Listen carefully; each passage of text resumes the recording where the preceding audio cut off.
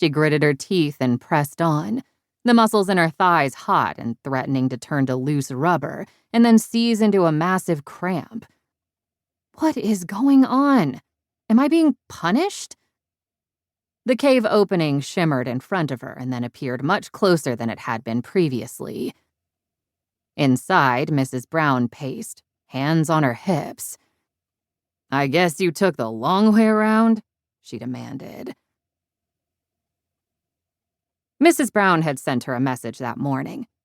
Mallory had been going through the list of new clients to her detective agency, dismayed at the lost items, the stolen items, and the request to find incomprehensible things for aliens, including, apparently, a lost day. Reading a message from Mrs. Brown asking to see her that afternoon was at least something she could understand and be interested in doing. Mallory wasn't too fond of solving murder cases, but it was what she knew, and she hadn't known how, well, boring it would be to do other detective work. Or, admittedly, how difficult it would be to investigate alien crimes done to aliens by aliens. The weird thing was that Mrs. Brown had requested that Mallory meet her in a place she had never visited on the station. After getting the information, Mallory approached the wall terminal and pulled up a complex 3D map of Station Eternity. She had a bizarre impulse to rotate the map to look for a secret port that she could torpedo and blow it up, a la Star Wars. She shook her head to clear the connection. She had no desire to blow up Eternity. Where would she go then? Like the Death Star, Station Eternity was the size of a small moon. Unlike the Death Star, it had no planet-killing ability, that she knew of anyway. Mallory moved the station around until she found a small glowing dot. "Now where are you?" she asked, trying to puzzle out the map. She ran her finger over about 3/4 of the sphere, dulling the brightness. The dot lay amid a large open area on the station, one of the places that tried to mimic various planet biomes to give the illusion of home to visitors. This one looked extremely hostile for humans and... "Oh, come on, red snow?" she said aloud. "Is that even a thing? Can I survive that?" The globe spun in front of her, mute. After a moment, an image of Pluto popped up, along with a paragraph about the red methane snow in the Cthulhu region.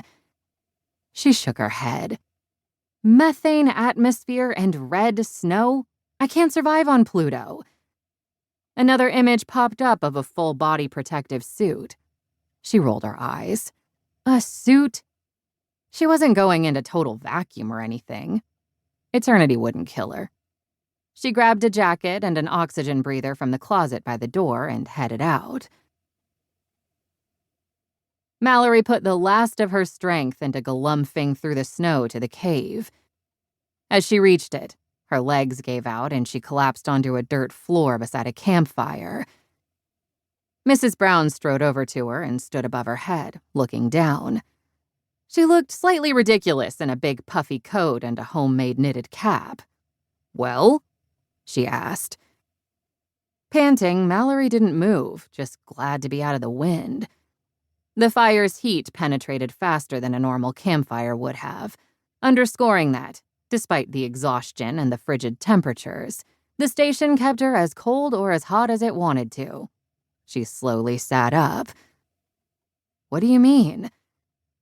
Mrs. Brown frowned. Her light brown skin creased further, and she pulled her cap off. Mallory sat back, sliding away from her a little bit. Mrs. Brown was a tiny, prim grandmother who was also a 3-time murderer, or a 3-time self-defense killer, depending on whom you asked. She had been visiting Eternity with her granddaughter when the station's last host had been murdered. The station needed a host to communicate with its many residents and visitors, and was in shock and distress after the murder. Mrs. Brown had stepped in to take over before the station could tear herself apart and kill everyone on board in a panic.